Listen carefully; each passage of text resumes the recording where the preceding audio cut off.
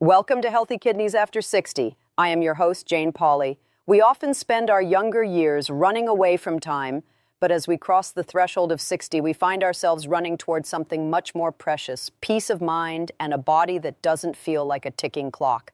Today, we are diving into a topic that keeps many of you awake at night, that stubborn LDL number on your lab results.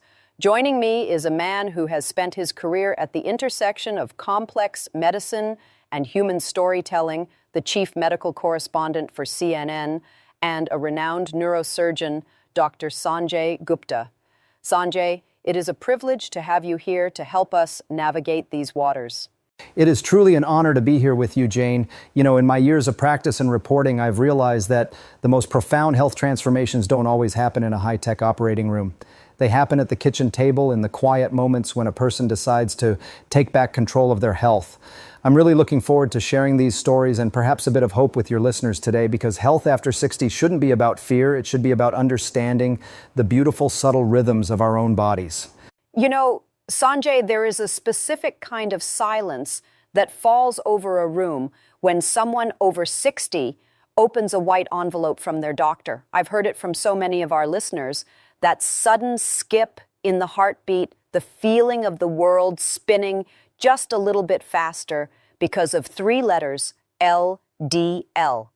It's almost as if that number becomes a grade on how well they've lived their lives. But here is what haunts me, and I suspect it haunts many people watching. Why is it that so many of us are following the rules? We've traded the steak for steamed fish, we walk the neighborhood every morning, and yet we still feel ourselves weakening. We feel our energy flagging, our limbs getting heavier, even when the doctor says our numbers are technically fine or just slightly off. It makes me wonder if we are staring so hard at the speedometer that we've forgotten to check if the engine itself is overheating. Are we missing a deeper, more silent fire burning inside our arteries that a simple cholesterol test just isn't telling us about? Jane, you've touched on something that is perhaps the most misunderstood aspect of aging in modern medicine. We have been conditioned for decades to view cholesterol like sludge in a pipe. If you have too much, the pipe clogs. But the human body is not a plumbing fixture. It is a living, breathing, reacting ecosystem. When we cross that 60-year marker, the story changes. It's no longer just about the volume of fat in your blood. It's about the environment that fat is traveling through. Think of your blood vessels not as rigid tubes, but as delicate, elastic silk. Over time, due to stress, processed foods, or just the wear and tear of life, a silent fire begins to burn. In medical terms, we call this chronic low-grade inflammation. This inflammation makes the walls of your arteries sticky and brittle. When that happens, even a normal amount of LDL cholesterol isn't just floating by anymore. It's getting caught in the cracks, sticking to the walls and hardening. This is why people feel old or heavy, even with decent lab results. Their vascular system has lost its youthful bounce, its ability to expand and contract. We often spend our energy trying to punish the body by cutting out every joy in our diet, when what the body is actually screaming for is a way to douse that internal flame and regain its flexibility. It's a shift from a mindset of restriction to a mindset of restoration.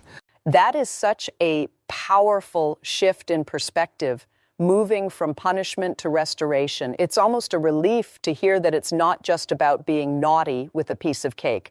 But it leads me to something that sounds almost too simple to be true. And in my line of work, I've learned to be skeptical of simple fixes.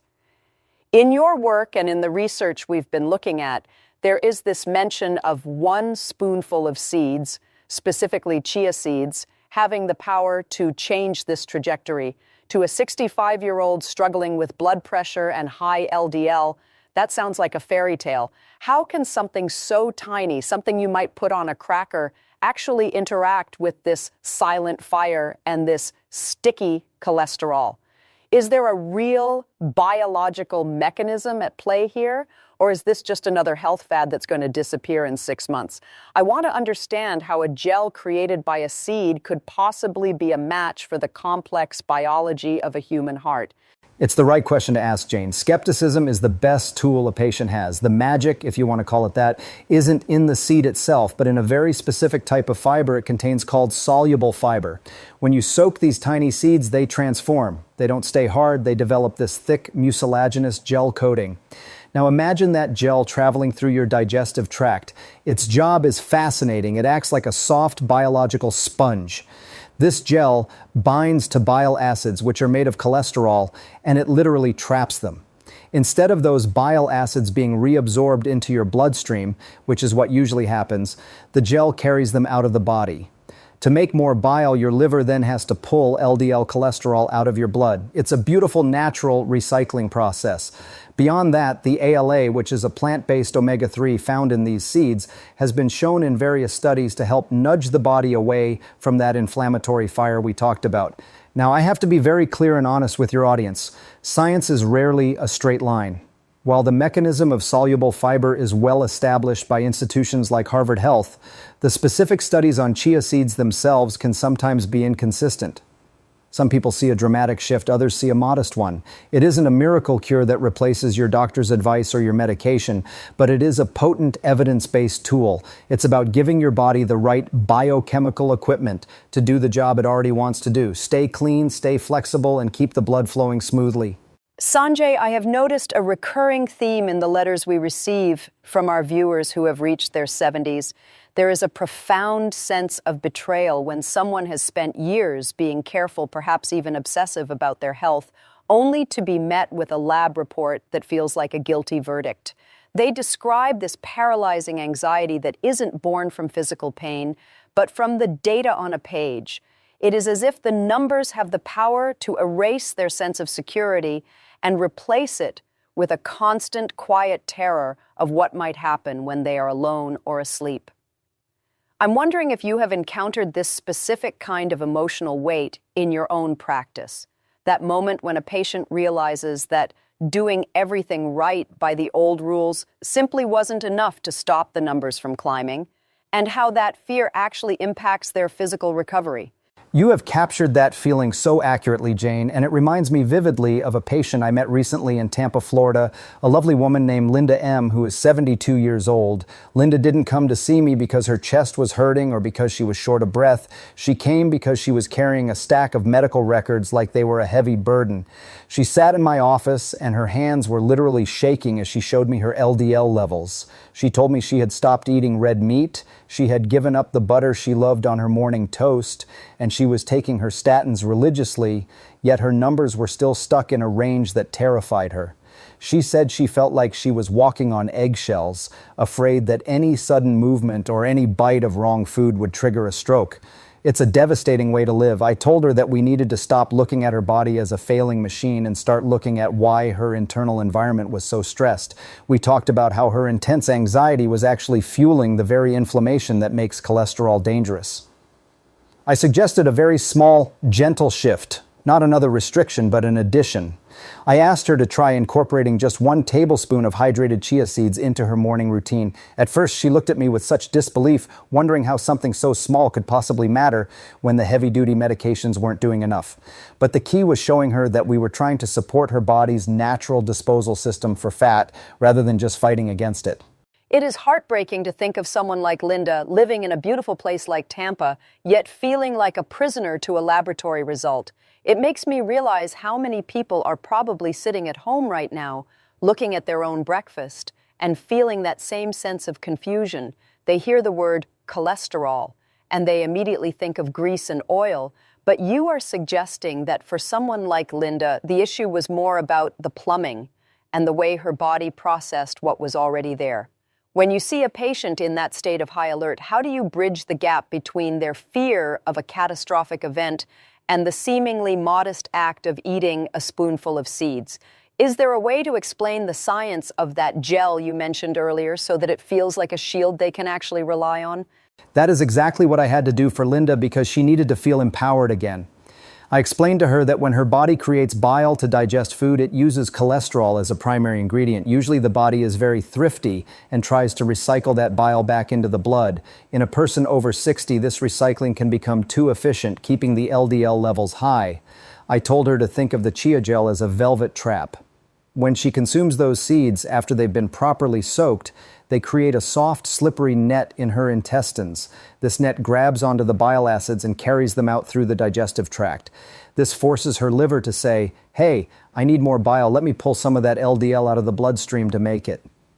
3 months later, Linda came back to see me, and for the first time in years, she wasn't shaking. Her numbers had improved, yes, but more importantly, her spirit had lifted. She told me she finally felt like she was cleaning house from the inside out. We also discovered a mistake she had been making, one that many people make. She had tried eating the seeds dry at first because she was in a hurry, and it caused her terrible bloating and discomfort. I had to emphasize to her that for an older digestive system, the hydration of the seed is everything. You cannot rush the process. The seed must be allowed to bloom in water first to become that healing gel. Seeing her smile and hearing her talk about her garden again, instead of her lab results, reminded me that medicine is most powerful when it's simple and sustainable. Sanjay, there is a long-standing dogma in our culture that fat is the enemy. And for decades, the advice for seniors has been to strip away every ounce of fat from their diets to protect their hearts. We've seen the rise of low-fat everything, yet the rates of heart issues in people over 60 haven't plummeted as we might have expected. It feels like we've been told half a story. Many of our listeners are meticulously avoiding fat, choosing the low-fat yogurts and the leanest meats, but they still feel a sense of systemic stiffness or lethargy. I'm curious if this hyper-focus on avoiding fat has actually caused us to neglect the very mechanisms our bodies need to export cholesterol effectively. Are we so busy trying to keep the bad stuff out that we've forgotten how to help the body naturally move it along and out of the system? You've hit on a very profound irony in modern nutrition, Jane. By focusing so intensely on low fat, many people have inadvertently filled their diets with processed carbohydrates and sugars to compensate for the lost flavor, which actually spikes insulin and increases inflammation, the fire we talked about earlier. But the even bigger issue is that by focusing only on what we don't eat, we forget the crucial role of transportation. Imagine a city that produces trash every day. You can try to produce less trash, but if the garbage trucks never come to take it away, the city will still get dirty. Soluble fiber, like the kind found in that spoonful of chia seeds, is the garbage truck for cholesterol. When we eat a diet that is strictly low fat, but also low in these specific fibers, the cholesterol and bile acids just sit there and get reabsorbed over and over again. We are essentially recycling our waste. This is why some people can have a very restricted diet and still see high LDL levels. Their body has lost its export license. The gel created by soluble fiber is a mechanical miracle. It's thick, it's viscous, and it physically prevents the cholesterol from passing back through the intestinal wall into the blood. It is a one-way ticket out of the body. When I explain this to people, they often have this aha moment where they realize that eating healthy isn't just about what you eliminate, it's about what you include to keep the machinery moving. It is a fascinating metaphor, the idea of an export license for our own biology. It makes me think about the psychological toll of that restricted low-fat lifestyle. It's so joyless, and yet, as you say, it might not even be doing the job it was intended to do. For a senior who has been terrified of fat for 30 years, the idea of adding something back in, even a tiny seed, can feel counterintuitive. You mentioned that the gel traps the cholesterol, but I want to dig deeper into the stiffness of the arteries. Does this process of helping the body export LDL actually have a direct impact on how flexible or young our blood vessels feel? Can we actually feel the difference in our day-to-day energy when this internal garbage collection is working correctly? Absolutely, Jane, and this is where the science gets really exciting for the over 60 population. When your liver is forced to pull LDL out of your blood to make more bile, because the soluble fiber has carried the old bile away, the overall concentration of sticky particles in your blood drops. This means there is less material available to oxidize and get stuck in the vessel walls. Over time, as that inflammatory fire begins to cool, because you've also introduced healthy plant-based omega-3s like ALA, the vessel walls can start to regain some of their natural resilience. It's not an overnight change, but patients often report a subtle shift in their internal weather. They feel less heavy or clogged. I often tell people that they shouldn't just look for a lower number on a chart. They should look for a lightness in their step or a reduction in that feeling of being on edge. We also have to be mindful of the omega-3 component. While fish oil is the famous source, the ALA in chia seeds provides a different complementary pathway for the body to manage inflammation. It's about creating a symphony of small positive inputs rather than the loud, jarring noise of extreme restriction. However, I always remind my patients that while the mechanism of soluble fiber is a scientific gold standard, everyone's body responds differently. We are looking for progress, not perfection, and we are looking to do it in a way that respects the digestive sensitivity that often comes with age. There is a tendency in our culture, Sanjay, to think that if a little bit of something is good, then a whole lot of it must be better. I can almost picture one of our viewers hearing about the benefits of these seeds and deciding to put them in everything from their morning cereal to their evening soup, hoping for a fast track to heart health. But as we know, the body after 60 can be quite sensitive to sudden changes, especially when it comes to fiber. I've heard stories of people who felt like they were doing something wonderful for their health, only to end up with such intense digestive distress that they gave up on the whole idea within a week. It seems there is a very fine line between a healing habit and a systemic shock. If we don't respect the rules of how these things actually work, You are so right, Jane, and I have a perfect example of this. I remember a gentleman named Robert Kay, a 68-year-old retired engineer from Phoenix, Arizona. Robert was the kind of man who loved a project and loved efficiency. When he read about the benefits of chia seeds for cholesterol, he didn't just start with a spoonful. He went out and bought a giant bag and started racking it onto every single thing he ate. He put dry seeds on his salad, dry seeds in his yogurt, even dry seeds on his afternoon sandwich. He thought he was being a gold star patient. But within 3 days, Robert was in my office, or rather calling me in quite a bit of distress, complaining of intense bloating, stomach cramps, and a feeling of being blocked up. He was frustrated and ready to throw the whole bag in the trash. He told me, "Sanjay, I thought this was supposed to help me, but I feel worse than when I was eating burgers." I had to explain to him that he had made the most common mistake. He was consuming the seeds in their dry, unhydrated form. I told him, "Robert, these seeds are like tiny sponges. If you don't give them water before you eat them, they will take the water from inside your body, specifically from your intestines." For a 68-year-old, dehydration in the gut can lead to exactly the kind of discomfort he was experiencing. It wasn't the chia seeds that were the problem, it was the lack of preparation and the lack of water. That sounds like such a frustrating experience for someone like Robert, who is truly trying his best. It highlights a real danger for seniors, the risk of health-induced complications when a good intention isn't matched with the right technique. It's almost ironic that a seed meant to help clear the pipes could end up causing a blockage if used incorrectly. Beyond just the bloating, are there other risks for people in Robert's age group if they jump in too fast? I'm thinking about those who might be on various medications or have slower digestive systems to begin with. How do we guide them to find that sweet spot where they get the benefits without the backlash? It's a critical point, Jane. For someone like Robert and for many of our listeners, the digestive transit time, how long it takes for food to move through the system, naturally slows down as we age. When you introduce a high-fiber element like chia without proper hydration, you are essentially creating a slow-moving sludge in an already slower system. I told Robert that he needed to treat his body with the same precision he used in his engineering career. I gave him a simple rule: soak before you eat.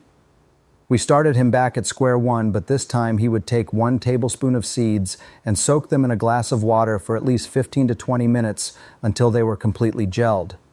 I also told him he had to double his water intake throughout the day.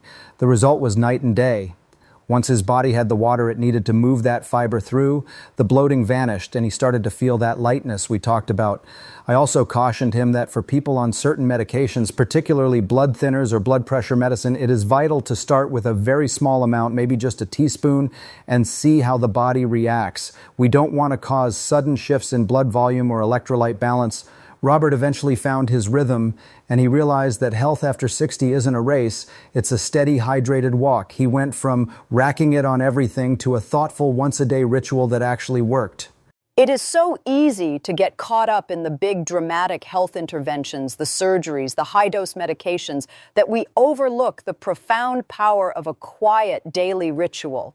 We've been talking about Linda M. from Tampa, and I keep thinking about her journey from that state of trembling fear to finding her smile again. It's a remarkable transformation, and it wasn't sparked by a radical new drug, but by a change in her relationship with a single spoon. There's something very poetic about that, but also very practical.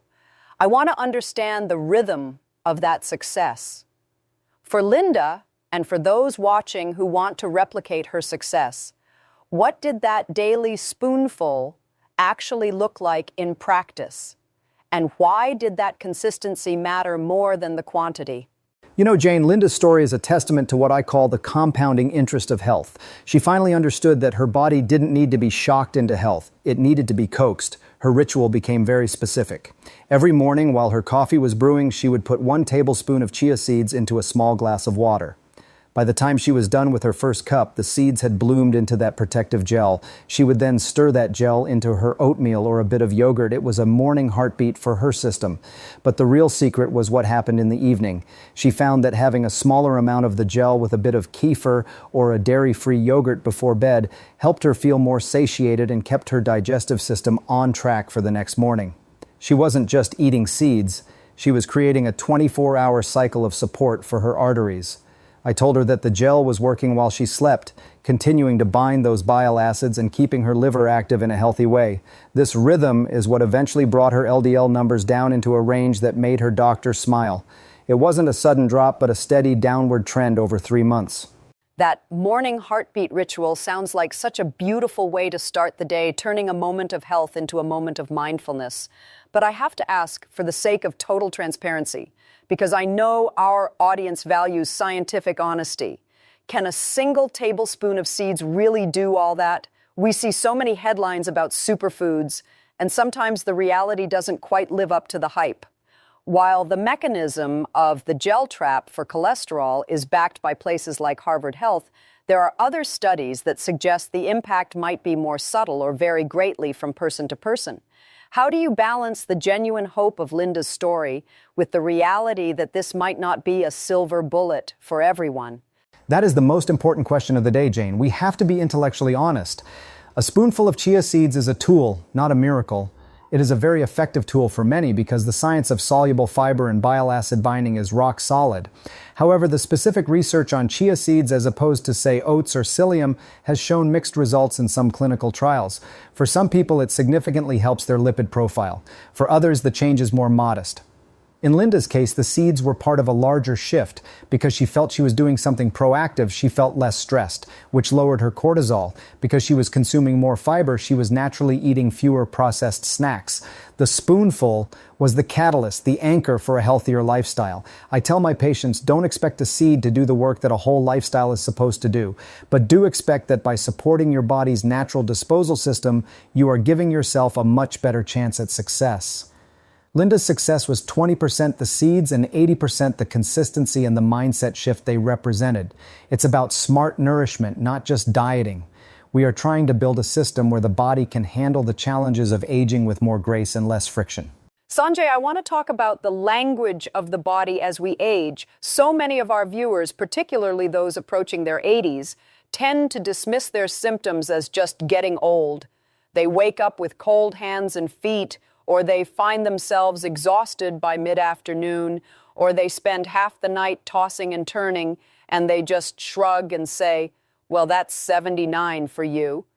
But I wonder if these aren't just inevitable signs of aging, but rather a broadcast or a bulletin from their vascular system. If the pipes are getting stiff and the blood isn't flowing with that youthful ease, wouldn't these be the exact signs we would see? It's almost like the body is trying to send a distress signal, but we've forgotten how to listen to the frequency. That is such an insightful way to put it, Jane. We have been taught to accept decline as a natural part of the scenery, but often it's actually a signal of vascular friction. I think of a patient named Patricia S., a 79-year-old from Pittsburgh, Pennsylvania. Patricia was a very active woman, but she started noticing that her fingers were always icy, even in the summer, and her blood pressure had started to swing, low in the morning and high in the evening. She was also struggling with a very specific kind of insomnia where she felt tired but wired. When we talked, she said, "Sanjay, I just figured my heart was getting tired of the Pittsburgh Hills." But when we looked closer, it wasn't that her heart was tired, it was that her blood vessels had lost their elasticity. They were becoming brittle. When your vessels can't dilate properly, your extremities, your hands and feet, are the first to lose out on warmth and nutrients. That afternoon fatigue she felt was her body struggling to push blood through stiff channels. I explained to her that her body was essentially working twice as hard to do half the work.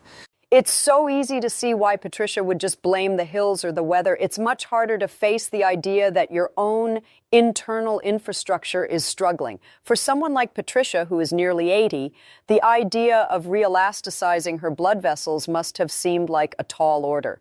When you introduced the idea of the spoonful of seeds and the soluble fiber to her, what was the signal she was looking for to know it was working?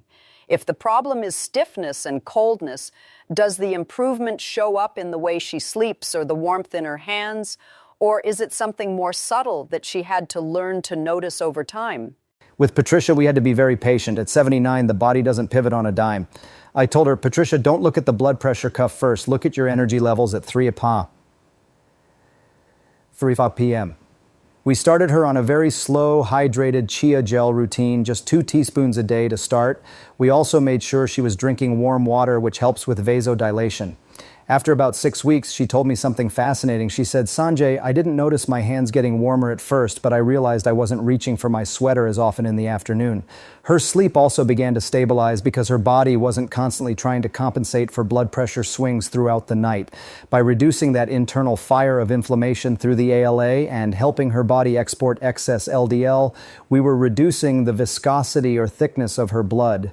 Thinner, smoother blood moves more easily through even the stiffest of vessels. It was like putting a high-quality lubricant into an old machine. She eventually saw her blood pressure numbers stabilize, but her real win was being able to walk her dog around the block without feeling like she needed a 3-hour nap afterward. It's about listening to those bulletins from the body and responding with nourishment instead of just more medication. We live in an era of health marketing, Sanjay, where almost anything can be labeled natural or heart healthy if it has the right packaging. I see so many seniors who are trying so hard. They buy the expensive pre-made smoothies. They choose the granola bars with the pictures of grain on them. And they truly believe they are doing their bodies a favor. But I suspect that some of these healthy choices are actually working against the very goals we've been talking about. If someone is taking their spoonful of chia seeds, but then washing it down with a healthy smoothie that is actually loaded with hidden sugars, aren't they just putting out a fire with one hand and pouring gasoline with the other? It feels like there are some common traps that people over 60 fall into, thinking they are following the path of health when they are actually on a detour. You are absolutely right, Jane, and this is a conversation I have almost every day. The smoothie trap is perhaps the most common one. People take these beautiful fiber-rich seeds and they blend them into a drink with 3 different fruits, a splash of natural honey, and maybe some sweetened almond milk. On the surface, it looks like a nutritional powerhouse, but for a 60-year-old metabolism, that concentrated hit of liquid fructose causes a massive spike in insulin. High insulin is one of the primary drivers of that internal fire, inflammation, that makes our arteries sticky. So, as you said, you're trying to trap cholesterol with the fiber, but you're simultaneously making the vessel walls more prone to damage with the sugar. Another big mistake I see is people adding chia seeds to boiling hot foods like a simmering pot of oatmeal on the stove. While it's not dangerous, high heat can actually degrade some of the delicate ALA omega-3 fats and can change the texture of the gel, so it's less effective at binding bile. It's much better to add the gel to food after it has cooled slightly to a temperature you can comfortably eat. It's a bit of a minefield, isn't it? Even a bowl of oatmeal can become a problem if we don't understand the chemistry of it. It makes me think of those who say, I'm avoiding fat, so I'll have this fat-free muffin instead, not realizing that the muffin is essentially a sugar bomb that will trigger the exact inflammation we are trying to avoid. For someone who wants to get the most out of their one spoonful, what is the ideal neighborhood for that seed to live in? If a sugary smoothie is the wrong environment, what does a safe and supportive meal look like for someone trying to lower their LDL and protect their heart after 60? The ideal neighborhood, Jane, is one that is low in glycemic impact and high in real structure. Instead of a smoothie, I suggest stirring your hydrated chia gel into a bowl of plain, full-fat Greek yogurt or a bowl of steel-cut oats that has been topped with some fresh berries. Blueberries or raspberries are perfect because they are low in sugar and high in antioxidants. The presence of a little healthy fat actually helps the body absorb some of the nutrients. We have to break the low-fat, high-sugar cycle. And again, I must emphasize the scientific humility here. While we know that soluble fiber helps manage cholesterol, we must remember that a study from the PMC PubMed Central noted that the results for chia seeds specifically can be inconsistent across different groups of people.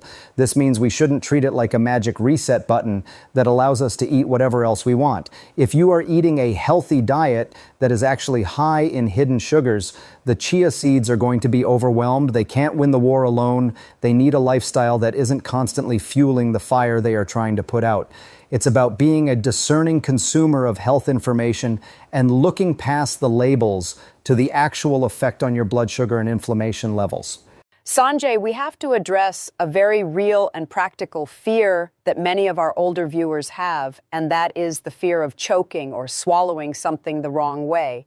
When you're 85, your reflexes aren't what they used to be, and the idea of a tiny, dry seed or even a thick, strange gel can be genuinely intimidating.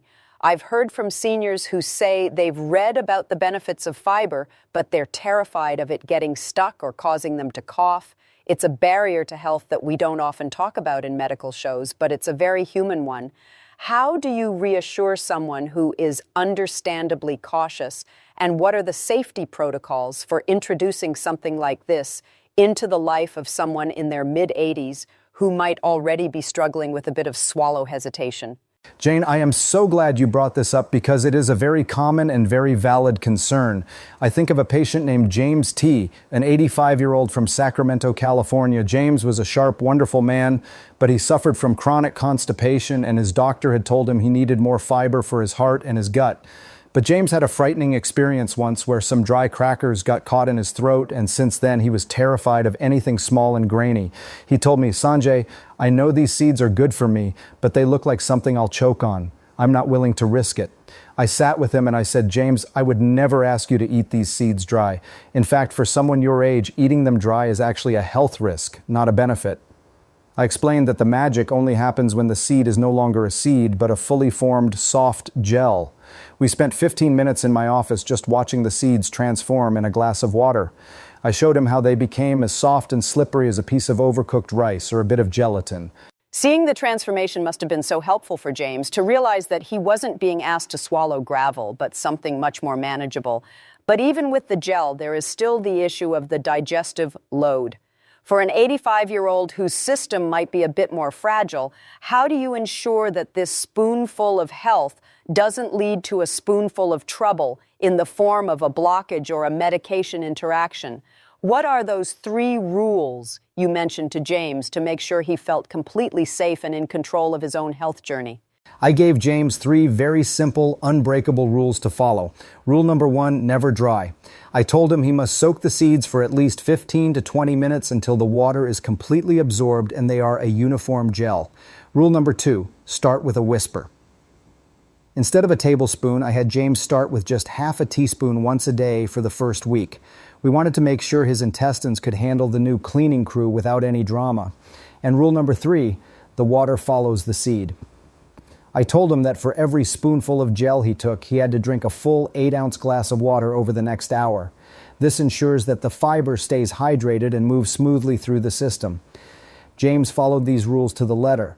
He found that within 2 weeks, His digestion was more regular than it had been in years, and his fear of choking vanished because the gel was so easy to swallow. I also reminded him, as I remind everyone, that if you are on blood pressure or cholesterol medication, you must never stop taking them without your doctor's approval. The Chia gel is a support staff, not the manager. James is now a huge advocate for this approach because he realized that being 85 doesn't mean you have to stop trying new things. It just means you have to do them with a bit more wisdom and a lot more water. We are coming to the heart of the matter now, Sanjay. It seems that what we are really talking about isn't just a diet in the way we usually think of it, a temporary period of deprivation. Instead, we are talking about building a system or designing an environment where the body can thrive after 60. It's a shift from being a victim of our numbers to being the architect of our own health. If we were to look at the blueprint for a healthy heart in this stage of life, and we wanted to boil it down to the most essential pillars, where does this one spoonful fit into the larger structure? What are the three most important things someone watching right now should focus on if they want their blood vessels to finally quiet down and find their rhythm again? That is the perfect way to frame it, Jane. We are architects, not victims. If I had to give you the three pillars for vascular peace after 60, the first pillar would absolutely be the export system, which is the soluble fiber we've been discussing. You have to give your body a way to get the LDL out. Whether it's through chia gel, oats, or beans, that bile binding mechanism is the foundation. Harvard Health is very clear. This isn't a theory, it's a biological fact. The second pillar is the anti-inflammatory shield. This is where the healthy fats come in. We need the omega-3s like the ALA in plants and the EPA, DHA in fish to cool that internal fire. Without that, even if your LDL is low, your vessels will stay angry and sticky. And the third pillar is the rhythm of movement and rest. You have to keep the blood flowing through gentle walking and protect the vessels with deep restorative sleep. It's a three-legged stool. If you take one away, the whole thing becomes unstable. It's a very clear and manageable blueprint. Export, shield, and rhythm. It takes the mystery out of it and replaces it with a set of daily actions.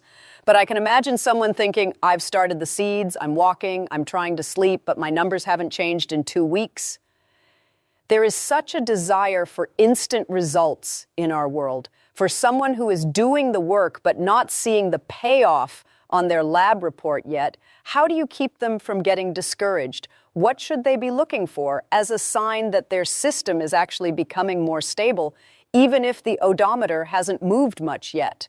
I tell my patients that a vessel that has been stiffening for 20 years isn't going to become silk in 20 days. The body after 60 requires a gentle persistence. I want people to look for functional wins. Do you have more energy in the late afternoon? Is your digestion more predictable? Do you feel less on edge about your health? These are the early signs that your internal environment is shifting. Regarding the omega-3s, I also want to be very clear. While ALA from seeds is wonderful, the NIH and other health organizations often emphasize that EPA and DHA from marine sources have the strongest evidence for cardiovascular protection. So the spoonful is a great start, but it should be part of a diverse approach. We have to be realistic. If your numbers don't move immediately, it doesn't mean the system isn't working. It means your body is retooling itself. I always tell my patients to get their blood work done every 3 to 6 months, not every 3 weeks. Give your architectural plan time to actually build something. The goal is a steady trend toward health, not a sudden, unsustainable spike. If you stay consistent with your fiber, your healthy fats, and your rhythm, you are creating a quietness in your body that will eventually show up on those lab reports.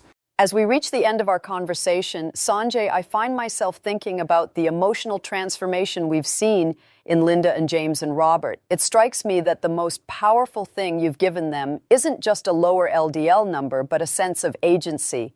For so many people over 60, the medical world can feel like a series of things that are happening to them, tests, diagnoses, prescriptions.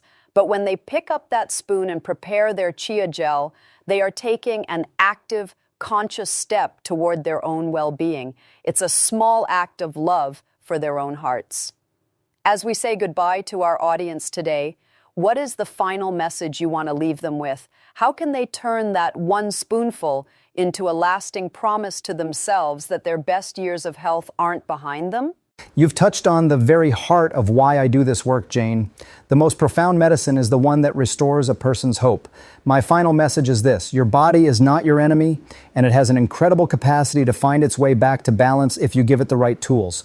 Don't let a number on a page define your worth or your future. Instead, focus on the 3 golden rules we've talked about today. First, start small and be consistent. 1 spoonful of hydrated fiber every day is infinitely better than a health kick that lasts a week and then fades away.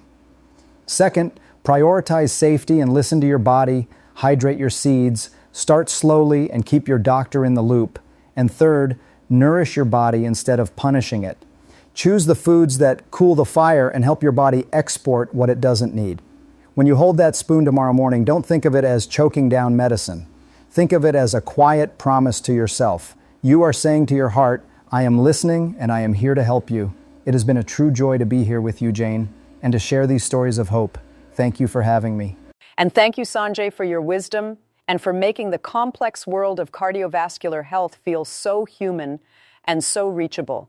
To our viewers, I hope today has given you more than just a health tip. I hope it has given you a sense of peace. Remember, your heart has been beating for you for 60, 70, 80 years. It's a remarkable partner, and it deserves your care and your kindness. We would love for you to join our community and continue this journey with us. Please hit that subscribe button below so you won't miss our upcoming podcasts, where we will dive into more ways to keep your kidneys, your heart, and your spirit thriving in these beautiful later years. Until next time, I'm Jane Pauley for Healthy Kidneys After 60. Take a deep breath, take care of your heart, and we'll see you in the next episode. Good night.